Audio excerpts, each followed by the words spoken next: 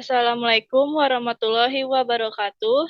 Sebelumnya saya hormati kepada Bapak dosen pembimbing dari mata kuliah Manajemen Sumber Daya Manusia atau MSDM. Kami dari kelompok 1 dari kelas 64.4A.07. Hari ini kami membahas materi tentang manajemen kompensasi insentif dan upah. Sebelum menjelaskan materi, perkenalkan nama saya Zahra Anwar dengan NIM 6421064. Nama saya Dita Rahma Pratiwi dengan NIM 64210883. Nama saya Nisa Frida dengan NIM 642111357.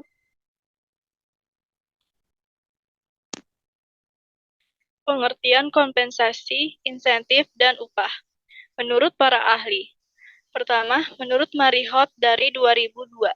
Kompensasi adalah keseluruhan balas jasa yang diterima oleh pegawai sebagai akibat dari pelaksanaan pekerjaan di organisasi dalam bentuk uang atau lainnya. Kedua, menurut Handoko 2002, pengertian insentif adalah perangsang yang ditawarkan kepada para pegawai untuk melaksanakan kerja sesuai atau lebih tinggi dari standar-standar yang telah ditetapkan. Ketiga, menurut Rifai 2005, upah adalah balas jasa yang adil dan layak diberikan kepada para pekerja atas jasa-jasa dalam mencapai tujuan organisasi. Manajemen kompensasi, insentif, dan upah. Kompensasi dapat didefinisikan pemberian balas jasa bagi pegawai dan para manajer, baik berupa finansial maupun barang dan jasa pelayanan yang diterima oleh setiap pegawai. Pemberian insentif memiliki pengertian terbatas karena tidak mencakup banyak jenis faktor yang ditawarkan kepada pegawai sebagai motivasi dalam melaksanakan kerja yang sesuai atau lebih dari standar kerja. Sedangkan upah adalah imbalan yang diberikan perusahaan kepada pegawai atas pekerjaan dan jasa yang telah dilakukan atau yang akan dilakukan pada kegiatan usaha yang dinilai dalam bentuk uang berdasarkan peraturan perundangan yang berlaku. Kompensasi dalam perusahaan. Upah atau gaji merupakan bentuk kompensasi wajib yang ketentuan diatur dalam UU Ketenagakerjaan maupun PP Pengupahan.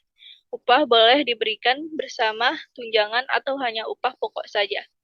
Tunjangan karyawan merupakan bentuk kompensasi yang sering menjadi daya tarik perusahaan. Insentif yang dapat diberikan kepada karyawan perorangan atau divisi yang berhasil memenuhi target kerja bulanan. Fasilitas kompensasi ini tidak berupa uang, melainkan berwujud kemudahan, kenikmatan, atau natura. Contoh dari kompensasi ini adalah fasilitas mobil perusahaan. Jenis-jenis insentif. Jenis insentif berdasarkan bentuknya. Pertama, insentif material. Insentif jenis ini adalah insentif yang diberikan dalam bentuk komisi, bonus, pembagian laba, kompensasi yang ditangguhkan, dan jaminan hari tua. Kedua, insentif non-material. Non-material adalah jenis insentif yang diberikan kepada karyawan dalam bentuk piagam penghargaan, pemberian promosi jabatan, jaminan sosial, serta pujian dalam bentuk tulisan dan lisan. Berikutnya dibacakan oleh Anissa Padilah. Jenis insentif berdasarkan penerimaannya. Individual insentif jenis ini memiliki arti yaitu insentif yang diberikan kepada seorang pegawai atas kerja kerasnya dan prestasinya di tempat kerja. Grup insentif. Ini adalah jenis insentif yang berupa pemberian kepada pegawai sesuai dengan standar dari masing-masing grup atau kelompok. Firm-wide insentif. Artinya pemberian insentif kepada semua pegawai perusahaan sesuai dengan kriteria pembayaran yang telah ditentukan perusahaannya. Next. Bentuk-bentuk insentif. 1. Insentif dalam bentuk uang. 2. Insentif bentuk lingkungan bekerja yang baik. 3. Insentif dalam bentuk partisipasi. Next.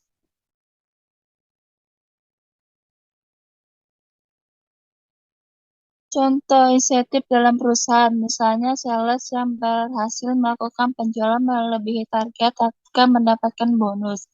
Bonus merupakan jenis insentif yang banyak diberlakukan di berbagai perusahaan. Banyak yang masih salah kaprah mengenai bonus. Sebenarnya bonus tidak memiliki dasar perhitungan yang mengikat. Komisi berarti imbalan uang atau persentase tertentu yang dibayarkan karena jasa yang diberikan dalam jumlah jual beli dan sebagainya. Jika dibandingkan dengan bonus, komisi biasanya memiliki aturan yang lebih meningkat karena jumlah sudah ditentukan di awal.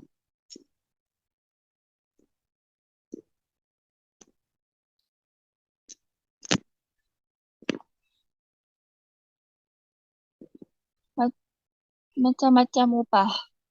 Upah minimum, upah kerja lembur, upah tidak masuk kerja karena berhalangan, upah tidak masuk kerja karena melakukan kegiatan lain di luar pekerjaan, upah karena menjalankan hak untuk waktu, jam istirahat kerjanya, bentuk dan cara pembayaran upah, denda, dan potongan upah. Hal-hal yang dapat diperhitungkan dengan upah.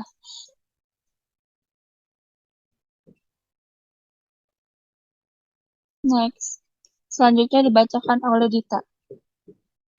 Di sini ada tujuan manajemen kompensasi. Tujuan manajemen kompensasi menurut Rifai 2005 yaitu 1. Memperoleh sumber daya manusia yang berkualitas, 2. Mempertahankan karyawan yang ada, yang ketiga menjamin keadilan, yang keempat penghargaan terhadap perilaku yang diinginkan, yang kelima mengendalikan biaya, yang keenam mengikuti aturan hukum, yang ketujuh memfasilitasi pengertian, yang kedelapan meningkatkan efisiensi administrasi. Next. Di sini ada tujuan kompensasi menurut Morris tahun 2008. Yang pertama, ikatan kerjasama. Yang kedua, stabilitas karyawan. Yang ketiga, kepuasan kerja. Yang keempat, peningkatan disiplin. Yang kelima, motivasi. Next.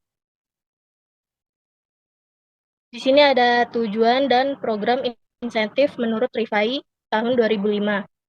Yang pertama, yes work, yaitu yang diberikan berdasarkan jumlah output atau barang yang dihasilkan pegawai. Yang kedua, ada production bonus, yaitu tambahan upah yang diterima karena hasil kerja yang melebihi standar yang ditentukan. Yang ketiga, ada commission incentive, yaitu yang diberikan berdasarkan jumlah barang yang terjual. Yang keempat, ada maturity curve, yaitu gaji dapat dikelompokkan dalam suatu kisaran dari manual sampai maksimal. Next. Yang kelima ada merit pay, yaitu penerimaan kenaikan upah terjadi setelah suatu penilaian prestasi. Yang keenam ada pay for knowledge atau pay for skill compensation, yaitu pemberian insentif berdasarkan bukan pada apa yang dikerjakan oleh pegawai akan menghasilkan produk nyata. Dan yang terakhir ada non-monetary incentive, yaitu insentif umumnya berupa uang, tetapi insentif dapat pula dalam bentuk lain. Next. Demikian presentasi kami. Kurang lebihnya mohon maaf. Wabillahi taufiq walhidayah. Wassalamualaikum warahmatullahi wabarakatuh.